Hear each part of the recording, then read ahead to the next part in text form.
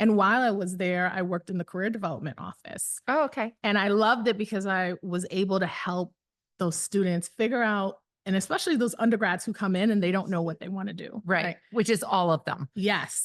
And I helped them figure out where they wanted to go. And I don't think there's anyone that I know of that's an HR that actually said, oh, I'm going to go into HR. We kind of fall into it. Yes. And so I ended up falling into HR. I've always wanted to be a servant leader. And I do see HR professionals as servant leaders. We're helping the employees, we're helping our team members, we're helping, the business. And so that I just ended up falling there. This is Inspiring Women, and I'm Laurie McGraw, and today I'm speaking with Camille Wright, and she is the Director of Human Resources at the American Health Marketplace, which I actually want to learn about, Camille. And so thank you for being on Inspiring Women. Thank you for having me. It's awesome to be here. Okay, here we are. We're in Chicago, and you are attending the SHRM conference. So first of all, tell me about what your job is, and tell me a little bit about the American Health Marketplace. What does the company do? So I am the Director of Human Resources at American Health Marketplace, and we are a health insurance marketing company. Okay. So when I say that, people go, what does that mean? Yes, that was my next question. That was my next question. So we have over 700 licensed health insurance agents throughout 28 different states that help individuals under the age of 65 attain healthcare through healthcare.gov, through the marketplace. Oh, okay. So you would think about ACA plans. Yep. So Obamacare, Trump care, Biden care. Yeah. So you've helped millions and millions and millions of Americans get health insurance. Is that right? That is correct. Wow. Okay. So those are complex, marketplaces. And we all, as the public, know a lot more about them because of the technology underneath and how important it was to stand those up. Yes. So tell us a little bit more about the company in terms of, how large of it is, how many people it serves, and how many team members you might have. Yeah. So when I started there, it's about 2.5 years that I've been with the company. We had about 150 employees. So at the height of our season, and right now we're at 700 and a little over 720 employees right now. So you've grown a little bit. Yeah. And we are still growing. Big part of coming to SHRM was to learn a little bit about California as we're breaking into that market next. Okay. As we're expanding our data, IT, and info security team. So Camille, in your role and, in terms of your job, so how long have you been an HR professional and an HR leader? So I've been in HR for over 12 years. Prior to working at American Health, I worked in home health. So I thought on the other side of the spectrum, where we had nurses going into the patient's homes, clients' homes, helping them with physical therapy, bed and bath, just being a companion. And we were there in the height of COVID when that, all of that happened. And our nurses were scared for themselves, scared for their loved ones. And then also still wanting to help because they got into this career wanting to help others. So we were really, that was really huge for us. And now I'm on the other end of the spectrum where we're working with the actual agents that are providing the health insurance plans for those clients. So your HR professional career has always been in the space of health and care. Yes. And so Camille, if you just wouldn't mind if sharing just like what drew you into the space of HR? Why was that a calling for you? Okay. So I actually wanted to be a dean at a university. Okay. Well, before that, I wanted to go into radio. And then this is kind of like radio. This is you've arrived. So then I had a great experience at my college. I went to Nova Southeastern University, and there was an awesome dean of student affairs, and I just fell in love with my college experience. So Camille, so like when did you when did HR become something that was important to you? Is that what you went to school for? So actually, I started out with my bachelor's degree in communication studies. I wanted to be in radio. Yeah. And then there was this awesome dean of student affairs, and I fell in love with my college, my university. I went to Nova Southeastern University and I loved it. And I wanted to be that person to help those students Mhm. and for them to have the experience I had. So I Mhm. went in and got my master's in college student affairs with a concentration in conflict resolution and analysis.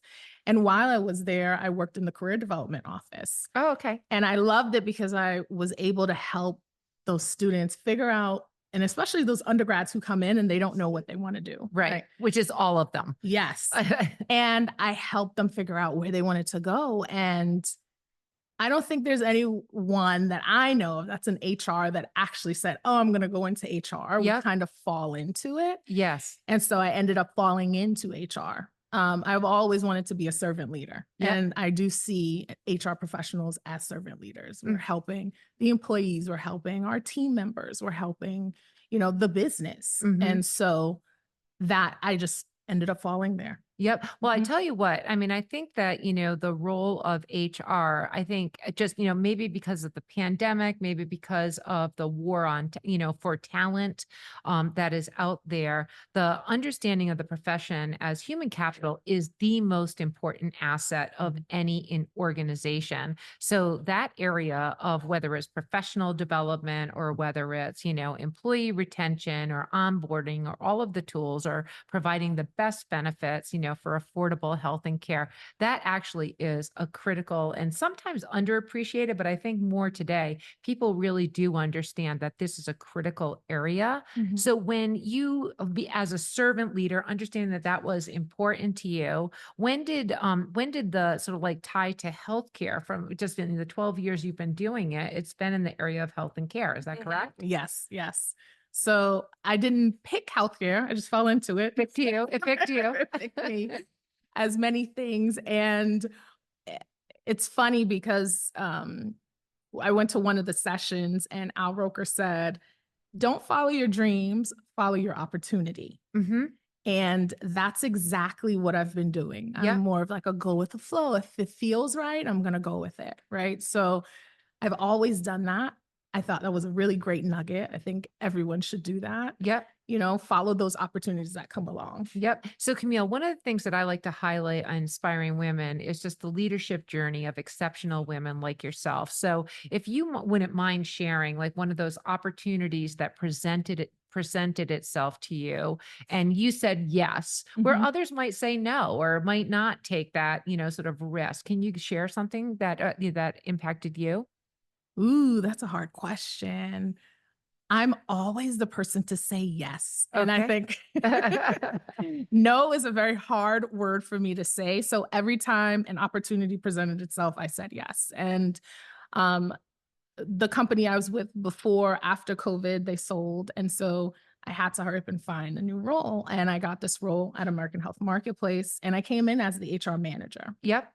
And when I came in, the role was slated as HR manager and there was no HR department. What? There was no HR department. There was 4 administrative assistants that did HR-like, office-like work, Oh but there my. was no HR manager, Oh wow. HR department. So, uh, and then I learned that the HR manager before came in and she was like, this is too much for me. Yeah. I can't do this. Yeah, I have a headache thinking about this. So I took the bull by the horn and I dove right in. Yep. And that was an opportunity for me because I could have said, hey, this is not a manager's role. This to build and create and come up with processes and find a team and develop them. That was Yes. not what you would think a traditional manager role is. Right. But I dived in Yep. and I took that opportunity. I was promoted to an HR director role within a year, Hmm. brought on over 600 employees in a short amount of time. I mean, that is a huge multiplier of growth for that Yes. company. Brought in team members and helped them develop themselves. People who never thought to be in HR are Wow. now, oh, I need to get my SHRM certification. And they're excited about HR. Hmm. And for me, it's just awesome because then I get to also develop people. I get Mhm. to go back to what I was doing with career development, which is really big for me, is helping those people develop and also developing myself. Yeah, well, you're obviously doing a fantastic Thank job you. at this conference and also what you've accomplished, with your organization. Let's talk about some of the issues that you're facing because in Yeah. that short span of time that you quintupled the size of your company, built a department from the ground up, you're also facing some of the more challenging things that Mhm. in workforce that, we've ever seen. We're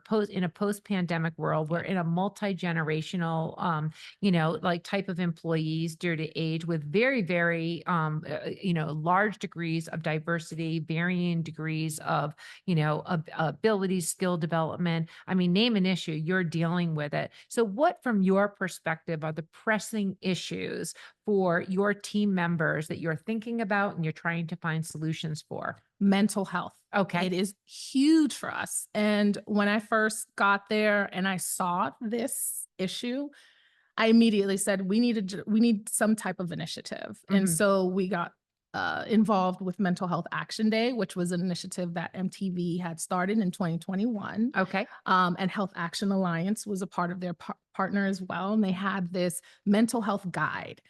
And I pulled that guide off. We became partners and launched a whole initiative on mental health.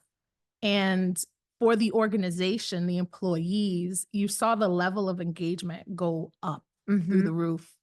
We launched an EAP, which they never had before, and Okay. the usage was a lot higher than you would see. So, in that week that we did mental health, we had over 60% of our employees utilize our EAP for the counseling services, Hmm. which was awesome. That was Yes. a win.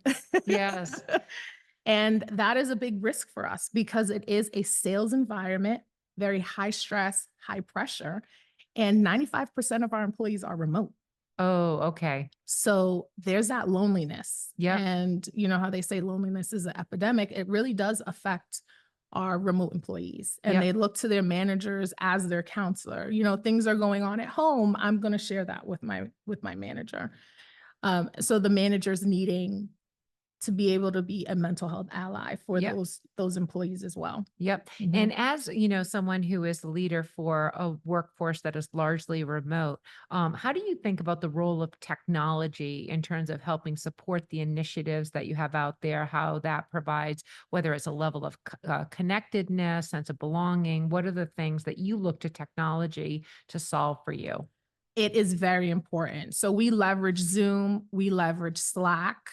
You know, we do a lot of things where we'll do a Zoom meeting and everyone will come in, and we have like once a week a connection meeting, right? Yep. So we would throw out a topic and anyone's welcome to join in, Hmm. and we all start talking about the different topics, and we're connecting, and we're also being inclusive, right? Yep. Because we're talking with different people from Yep. different departments, from different areas, geographical areas. Yep.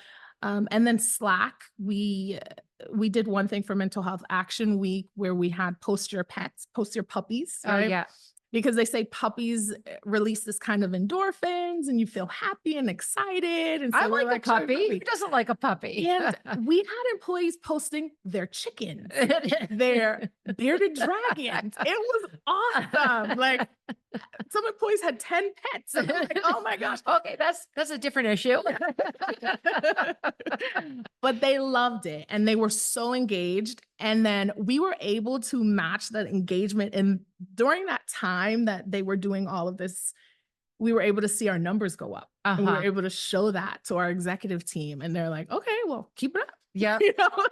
Yep. So yeah, technology is important. There needs to be a way for our employees to connect. And so leveraging Slack where they can communicate instant, leveraging Zoom so they can have some kind of face-to-face, even though we don't see you because you're not in the office, we can still see you through video. Yep. And so Yep. So Camille, one of the things, at Transparent, who is sponsoring this podcast series of human resources leaders for organizations, we're trying to talk about some of the items that we are seeing at Transparent in terms of issues that people are facing and want more from their employers, which is high quality, affordable, access to health and care. And so that really, relates to benefits. And and one of the things that is becoming more and more expensive is healthcare services. Mhm. And so, how are you thinking about that in terms of what your employees need, team members need, and what are you expecting from whether it's your partners, and of course at the American health marketplace. This is Mhm. this is the business Mhm. of getting connection to benefits. Yeah. So making our employees a part of the conversation, Hmm. not saying this is the type of benefit that we're going to offer and you take it or leave it, but Hmm. actually doing actual focus groups. Hmm. What are you looking for? What do you need? Hmm. And you'll have that cost savings because you'll probably put money into a benefit that they won't necessarily use. And that's a waste where you can take that money back and put it towards something else. Hmm. So, including your employees in the conversation when you're deciding on the That benefits. is something that we're hearing as well, just sort of like, even when you provide the benefits for team members to not even necessarily know what's available and Mhm. navigating that and serving that up in ways that is easily accessible. So that just aligns with some of the things that we're hearing. I'd like to go back to this conversation to Mhm. you as a leader and sort of, where you are today and what you're thinking about for the future. Mhm. So as you look ahead, Camille, into the future, the issues that you are dealing with today, having grown the team member from, quintupling the Mhm. size of the business, those were probably some, heads down, probably not be able to just deal with what you had to deal with to get the organization to where it is today. Mhm. As you look to the future, Mhm. what are some of the issues that are top of mind that you're thinking about that you need to grapple with next? Okay. Transparency. Absolutely. Being more transparent, listening more to our team members, involving them in the conversation. Um, that would, yeah, that would be what we would want to focus on. And Yeah. what people expect from their employer. Right. Exactly. That's great. So, Camille, I just want to close out this conversation on inspiring women. I always like for women like yourself who are in power positions, and it took what it took to get you to the position you are in today. If Mhm. you wouldn't mind just sharing whether it is a piece of advice or something that you learned along the way that you feel like others don't need to learn this, they can just learn from your experience of how you got there so that they can get to a position of leadership sooner, faster, maybe. Would you mind sharing some of your best advice? Yeah, absolutely. I had to write it down. Okay. Invest in your professional development. Yep. That is number one. Don't have, and I learned a lot during the SHRM conference. I've heard a lot of it, and I'm like, yes, I do that all the time. Is don't have a fixed mindset. Mhm. Don't get lazy. Always think about growing, Yep. having a growth mindset. So never think, oh, I'm done. I learned everything that I can learn. No, always trying to improve yourself, always working on your professional development. And some people may say that's really hard or I don't have the funds to do that. Look at your local community. Mhm. I know Career Source Broward for us, they give grants to help with professional development. They give grants to help with SHRM certification. Look at local associations and see if they give grants. So continue working on your professional development. Join professional organizations. So knowing where you want to go, figuring that out and set out a kind of a plan for Mhm. you, and then connecting. It's Mhm. really important to connect and network and be around like-minded individuals. Are there people that you've met along the way that are mentors to you or people who have helped you through that networking? Because I think that's really terrific advice, but I'd love to know how you've actually applied that. I mean, you're here at this conference, you're Mhm, living the values that you're showing, but would you mhm. mind sharing an example of how you've actually put that to practice? And when you say put that to practice, do you mean connecting or do you mean Any everything? of that advice that you've given, which is fantastic. Mhm. Any of it that like how you might have applied it in your own professional Yeah, career. absolutely. So professional development, in the beginning, coming out of college, you have expensive student loans and all of that to pay back, and you don't have the money. So I looked for as many grants as I could. I watched YouTube, I watched webinars. I said, hey, what are my strengths and what are my weaknesses? I listed out all of my weaknesses and I made sure that I had a plan of, I'm going to attend these free webinars to learn about data because I'm weak in data, right? I did not like pivot tables. Now I love them. Now I love Excel spreadsheets. So focusing on those weaknesses and leveraging LinkedIn Learning, any of that, the free products that are out there if you can't afford it.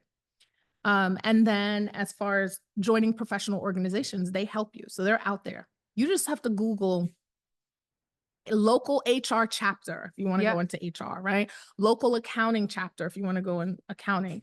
And they're really big about developing and helping others. And that's where you get your connection as well. Right? Because we're always trying to pay it forward. All the time. And connection, I learned during SHRM, they say the best practice for networking is being a giver, not a taker, right? And then you have to translate that and continue with that connection because you never know. You never know who you're going to meet. And I find that in our company and a lot of companies, when we talked about it, a lot of people are hired through referrals, right? I know this person, I know she'll be great.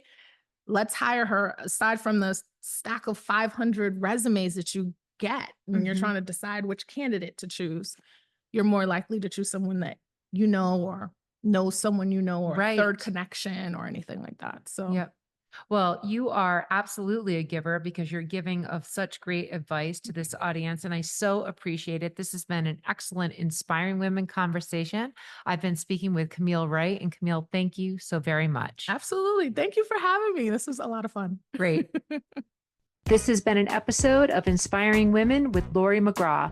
Please subscribe, rate, and review. We are produced at Executive Podcast Solutions.